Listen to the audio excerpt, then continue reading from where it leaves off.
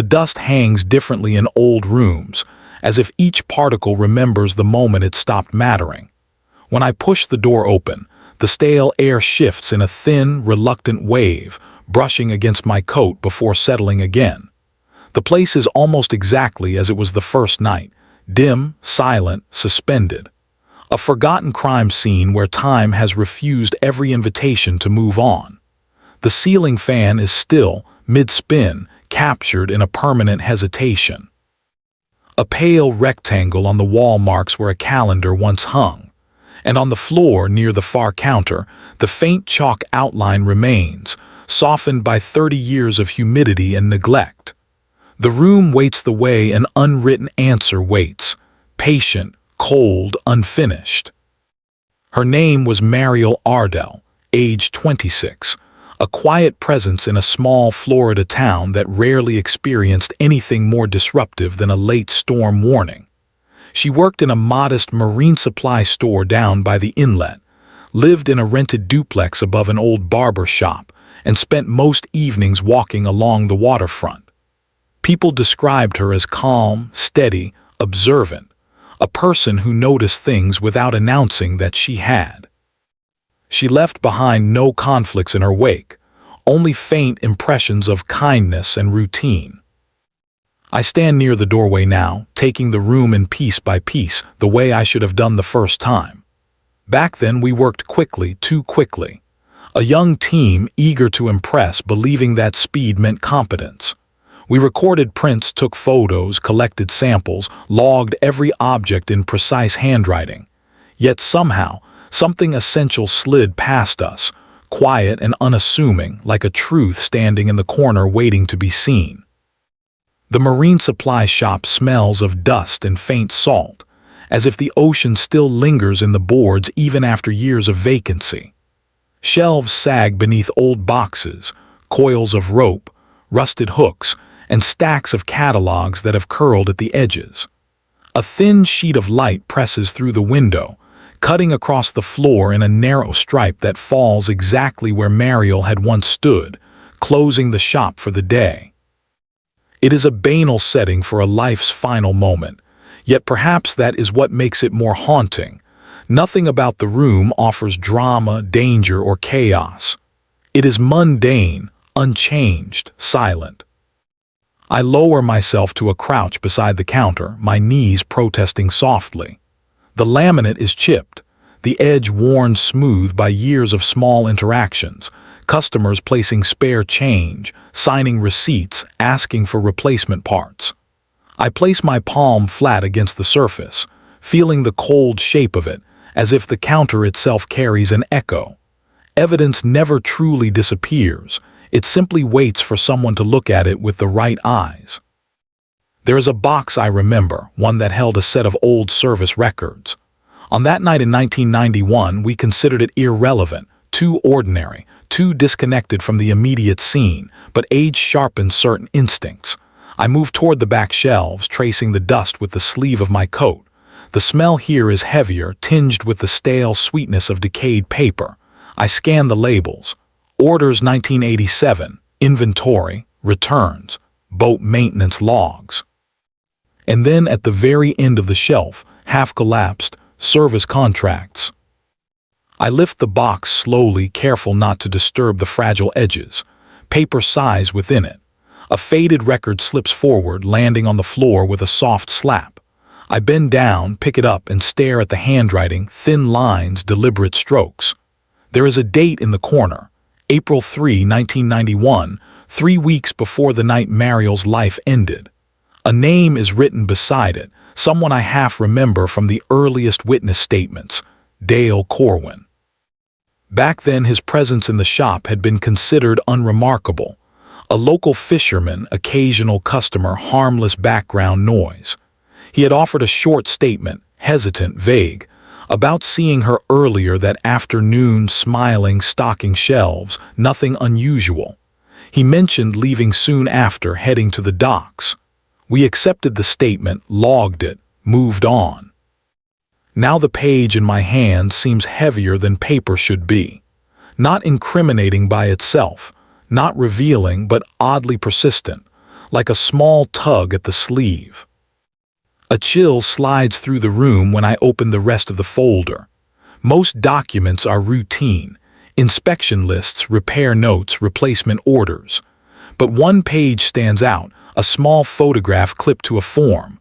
A picture of a boat, modest size, pale hull, a hand-painted name along the stern, Morning Way.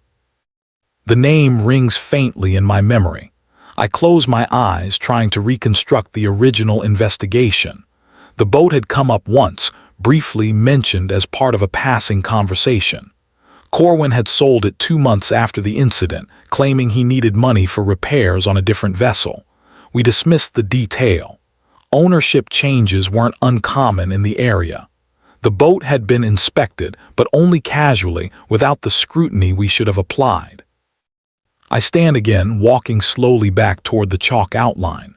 The faded lines trace a quiet shape, her shape, and every step deepens the silence. I imagine the moment frozen around her, the way her hand might have pressed against the tile, the way she might have looked up, surprised by something she recognized too late. The weight in the room feels personal, not just a failure of the past, but a failure I contributed to. My breath sounds louder than it should. I kneel beside the outline, fingers hovering above the floor. There is a faint mark on the tile, a thin abrasion barely visible. It had been there before. We noted it, dismissed it as incidental scuffing from a dropped item. But now, with the service record fresh in my mind, the mark reads differently. Not random, intentional, as if something had been dragged, shifted, or concealed in hurried movements. A faint rustle draws my attention, paper under my boots. I lift my foot gently. A Polaroid lies there face down, its edges stiff with age. Carefully, I turn it over. The image startles me, not because of what it shows, but because of what it almost hides. The photo depicts the inside of the shop, taken from the front doorway. The date on the bottom edge matches the week before her final day. In the corner of the frame, nearly lost in shadow, is a reflection in the store's glass case. A figure standing at an angle, partially turned, face obscured by light. The clothing is unremarkable, a plain shirt, rolled sleeves. But the stance, the tilt of the head, the position near the back shelf, something about it aligns too precisely with Corwin's statement. He claimed he had left early. He claimed he hadn't stayed long. He claimed he remembered nothing unusual. Yet here he is, if it is him, lingering where the service contracts were kept. The smallness of the discovery unsettles me. It is not dramatic. It is not conclusive. It is simply a detail that contradicts a detail, a tiny fracture in the silence that spreads like a quiet crack in ice. I slide the Polaroid into an evidence sleeve. The shop seems to breathe once deeply, as if acknowledging the shift. I move toward the back door next. The wood frame is warped, the handle rusted, the hinges sagging under old weight. When I pull it open, a thin beam of Florida sunlight spills across the interior, catching floating dust in slow, drifting patterns. The alley outside is narrow, enclosed by corrugated metal on one side and a fence thick with overgrown vines. The heat from outside presses inward, wrapping the cool room in a humid exhale. I step into the doorway, letting the contrast settle.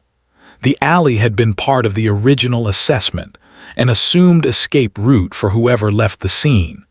But the ground had offered no clear prints, only smudges, debris, and water stains from old runoff. We recorded it, logged it, and moved forward.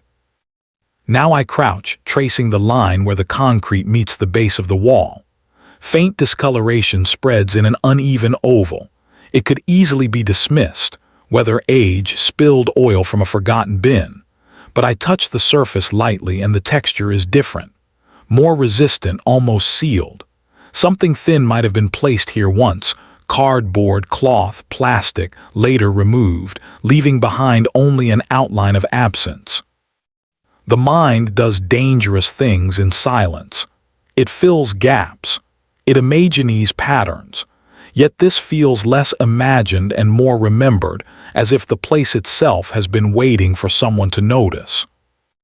A soft click echoes from inside the shop. I turn sharply. The sound came from the front counter, the distinct shift of something settling or sliding. I walk back in, stepping carefully. The counter drawer, the one we had opened 3 decades ago, sits slightly ajar. Not open, not fully moved, just nudged. Perhaps the change in temperature caused it, or the vibration of my steps. Still, I approach slowly, pressing the drawer open with cautious precision. Inside lies a thin envelope, yellowed, edges fragile. It is unmarked, sealed only by humidity. I lift it gently. The weight is uneven, something thin inside, stiff, rectangular. I tear the top open just enough to slide the contents out. A single card falls into my palm. A boating permit, issued to Mariel Ardell, good for 1 year, signed by the issuing officer, dated 2 months before her final day. But the signature line carries a second set of initials, tiny, nearly blended into the ink. Initials that match a name now resurfacing in the service record, DC. Not a signature of ownership, not a legal mark, more like an acknowledgement, a confirmation, a subtle hint of familiarity. Something clicks into place in my mind, quiet, devastating, logical. The boat, the permit, the service records, the reflection in the polaroid. The connection wasn't hidden. It simply lived in the margins, waiting for someone patient enough to read the edges. I breathe slowly, letting the realization settle. The weight of 30 years shifts in my chest. The room remains still. The outline waits. The past breathes faintly, willing itself into focus. And I know, this time, I will not miss what the silence has been saying all along. The light inside the shop dims slightly as a cloud passes over the sun outside, and for a moment the entire place feels like it's inhaling, slow, reluctant, gathering something unspoken. I stand in the center of the room, holding Mariel's boating permit between my fingers. The edges have curled from decades of humidity, and the ink has paled enough to suggest time, not neglect. But the initials remain clear, not bold, not proud. Just present, tucked into the lower right corner like a trace someone didn't think would matter. The permit makes me think of the docks, the inlet, the slow drift of water against old pilings. I picture her walking along the shoreline after work, maybe holding this very card in her pocket. Did she plan to spend more time on the water? Did she talk about it with someone? Was the act of signing this card a moment for her, or merely a formality? The mind collects unanswered questions like a tide pool collects fragments, shells, stones, broken bits of things that once meant something. I slip the permit carefully into a new sleeve and glance at the room again. The silence feels heavier now, but not oppressive, more like a witness waiting for its statement to be taken properly. The Polaroid, the service record, the residue on the alley floor, none of these pieces shout. They whisper, steady and logical, aligning in a slow, inevitable chain. A pattern that wasn't hidden by complexity, but by simplicity. I make my way toward the front of the shop. The door is stiff when I push it open, hinges grinding in a soft metallic protest. The daylight outside is bright, almost too bright after the muted shadows inside. The asphalt in front of the shop radiates warmth, and a faint tang of salt drifts on the air. The inlet lies just beyond 2 blocks, its slow rhythm reaching even this far inland. I lock the door behind me, habit, not necessity, and move toward the street. A few storefronts sit vacant, paint peeling, signs fading beneath the weight of 3 decades. Life has moved on around them, leaving behind a small constellation of abandoned spaces. The marine shop is just one of many, though it carries a silence unlike the others. I reach my car, slide into the seat, and place the evidence sleeves on the passenger side. The engine hums quietly when it starts, the kind of steady, forgettable sound that fills the space without claiming it. I turn onto the main road and follow the curve toward the docks. The inlet has aged, but gently. Boats still line the water, their hulls rocking in the small, rhythmic sway of the current. Some are new, bright fiberglass polished metal, while others show the long, weathered history etched into their faded paint. The water reflects the late afternoon light, turning patches of it silver. I park near the edge and step out, letting the sound of water settle into place. The temperature is warm, but the breeze carries enough coolness to make the air feel layered. There is a smell here that hasn't changed since 1991. Salt, rope, damp wood, and something faintly metallic from the old pilings. As I walk along the dock, my steps echo softly. Every board beneath me gives a distinct, familiar creak, variations in age and pressure forming a quiet language. A few people linger around their vessels, maintaining lines, checking engines, preparing for late trips. Their presence is minimal, distant. No one looks up as I pass. I am not here for them. I stop at an empty slip, one whose number rings faintly in my memory. It takes a moment to surface fully. Slip 14 be the place where the Morning Way had once been docked. The boat Mariel signed a permit for. The boat Corwin serviced. The boat he sold quickly, without fuss. The slip is empty now, nothing but a swaying rope loop left behind, half torn. The post leans slightly to one side, weathered into a permanent tilt. The surrounding boards are darker than the rest.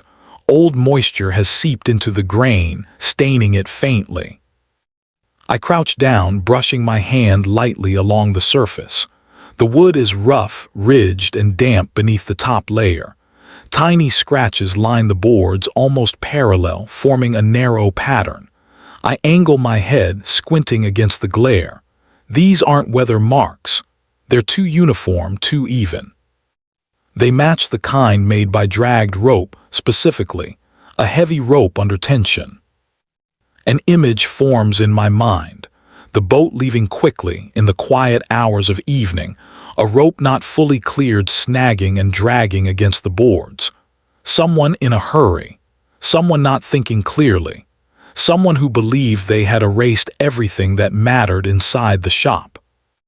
I stand slowly and look out over the water. The breeze shifts, carrying with it a soft ripple that breaks against the hulls of nearby boats.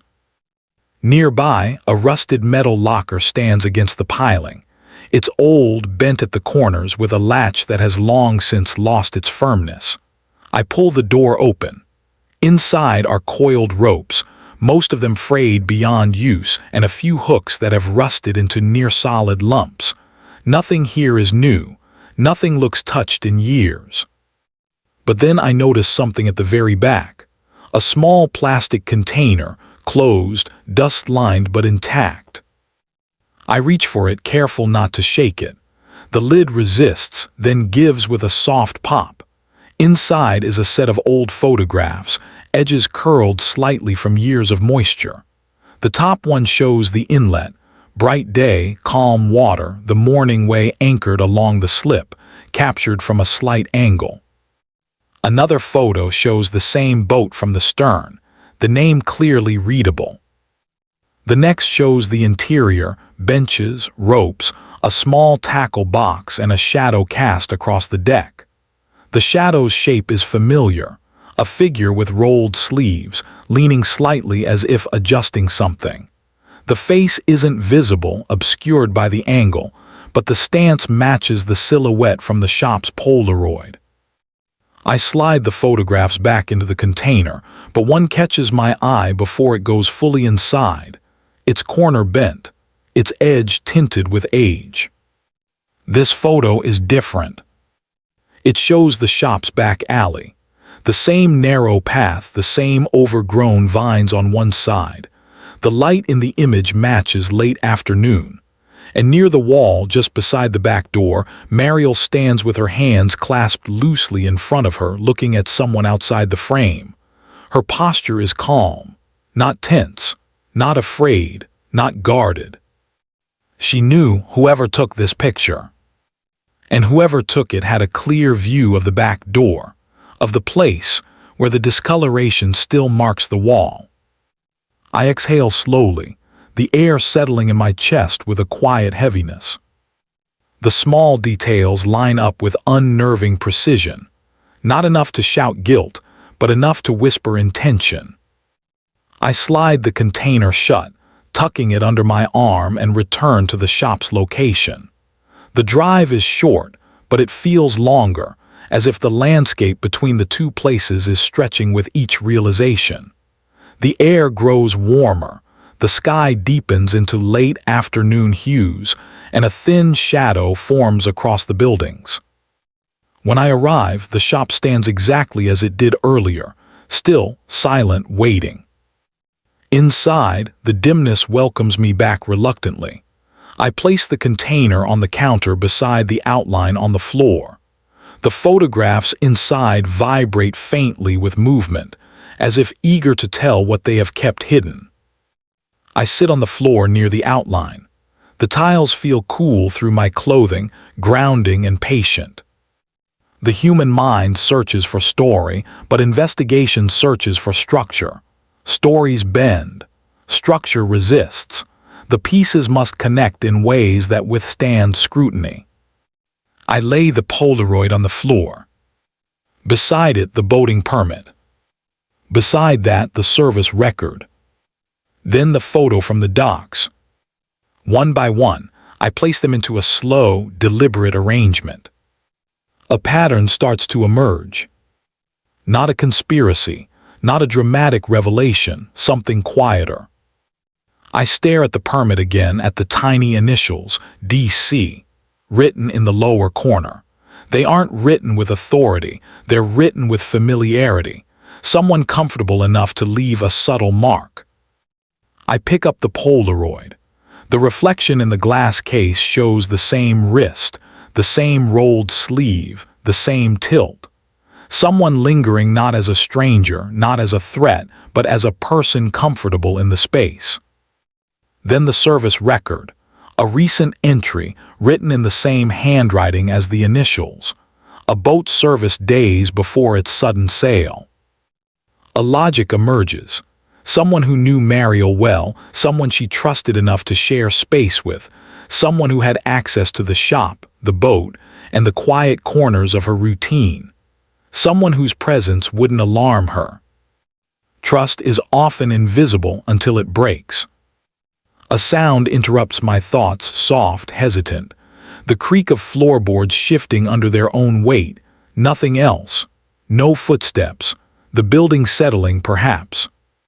Or memory settling. I rise slowly, standing near the counter. The outline on the floor draws my gaze again, and I force myself to look at it, not away from it, but through it, into the moment that once existed there. She had been found lying on her side, one hand outstretched, as if reaching for something fallen. Something small, something overlooked. My eyes scan the floor, slow, methodical. There is a tiny space near the baseboard, a narrow gap between tile and wood. I kneel, angling my light into the seam. A glint reflects back. I slide 2 fingers inside and pull gently. A small object emerges, a thin metal pin bent slightly at one end. I turn it over in my palm.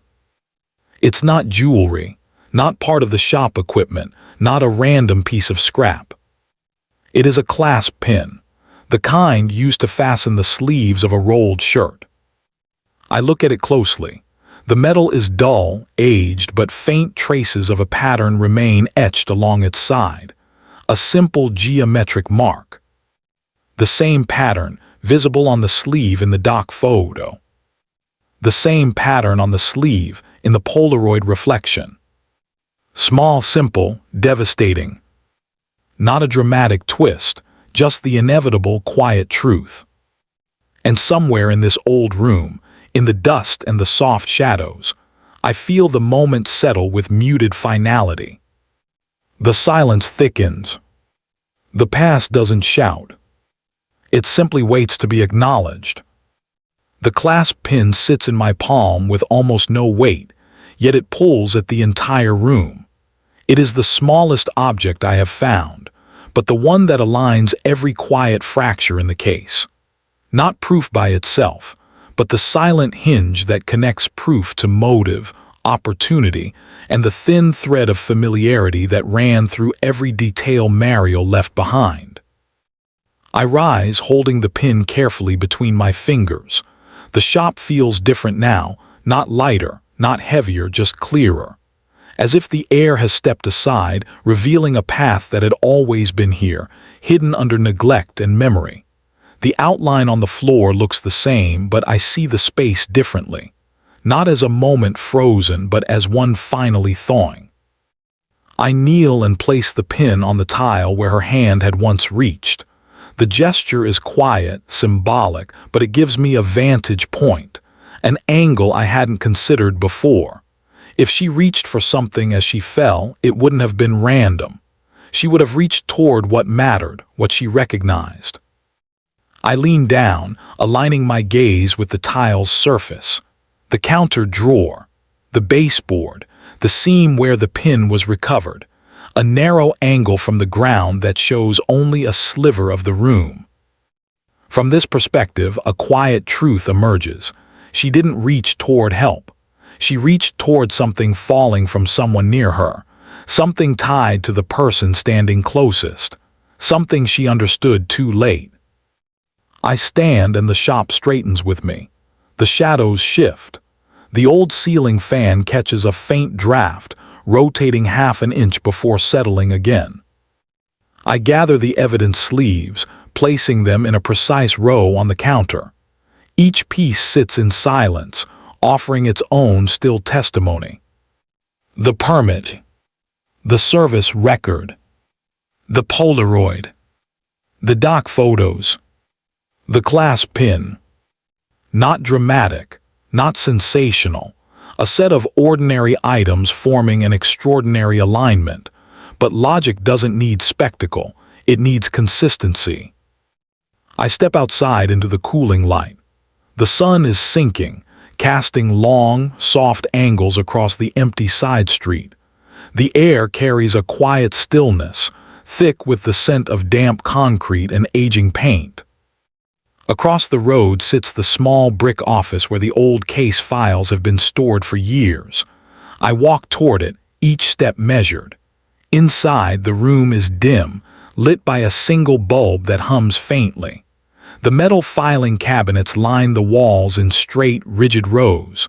The dust here is softer, less disturbed. I find the drawer marked 1991, unresolved.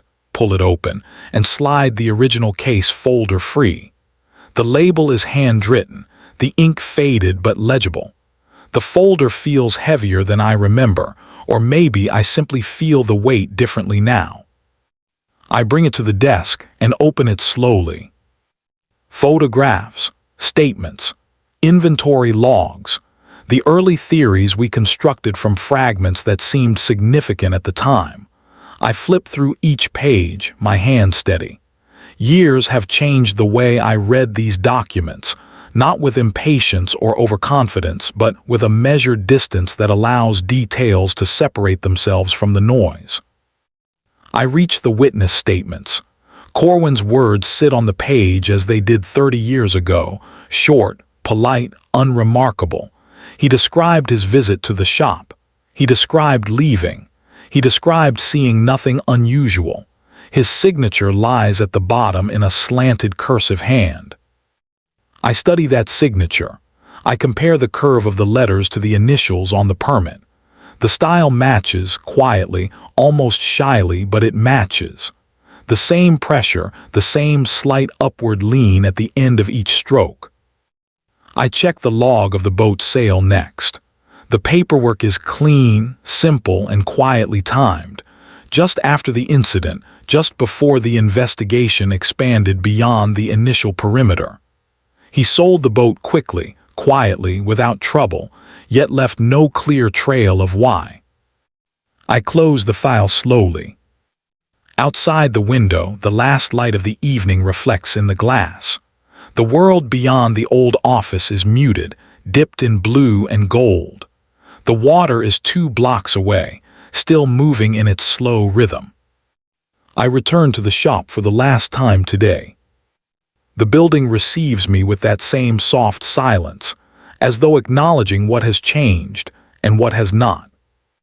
The counter, the outline, the shelf of service records, and the air, still carrying the faint scent of dust and old rope.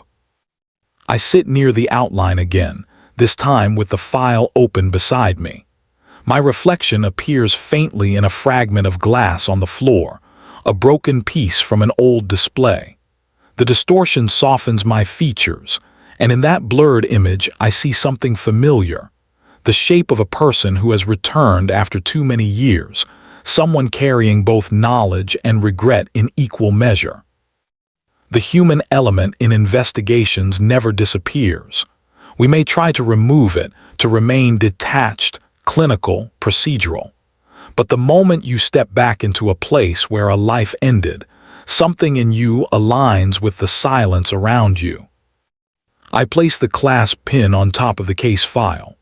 The pin catches the fading light, reflecting a thin, almost ghostly line across the paper.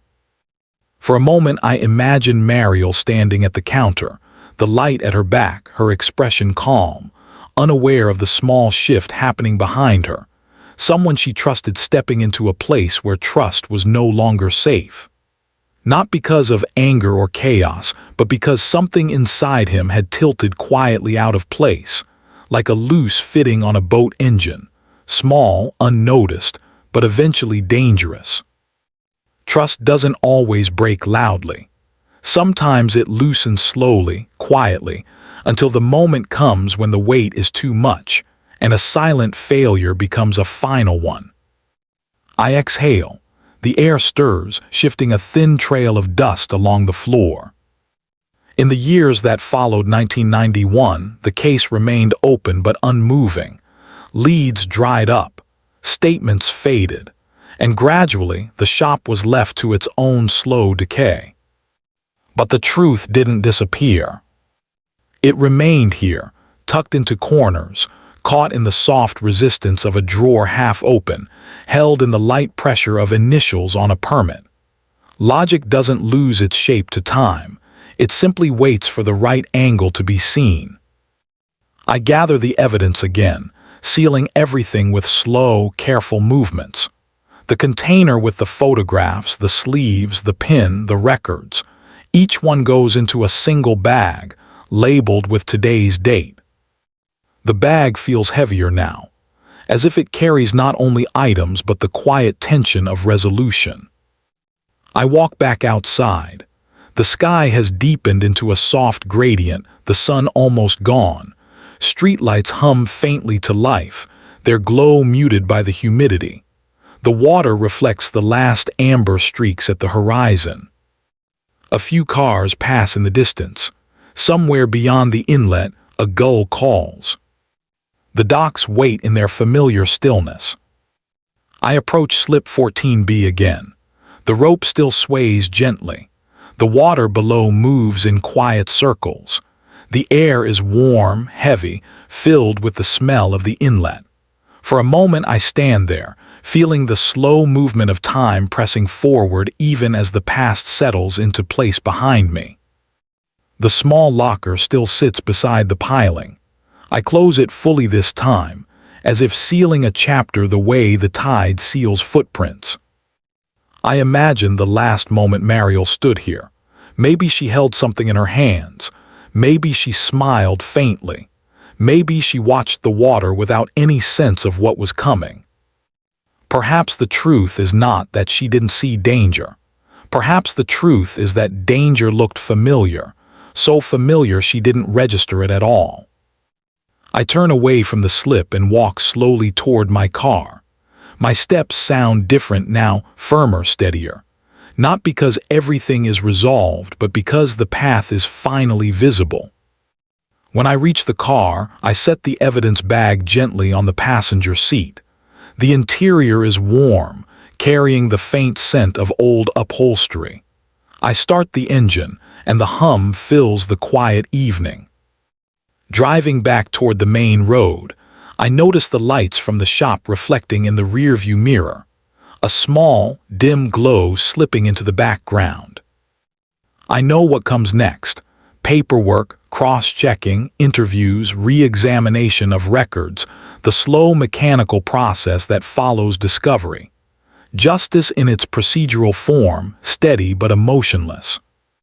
But something human lingers. Something about the way a life without conflict ended not through noise, but through the quiet misalignment of trust. Something about how small objects, the pin, the permit, the reflection, held more truth than the loudest statements. Something about the soft, still outline on the shop floor. Some cases close with force. Some close with relief. This one closes with a slow exhale. Not complete. Not comforting.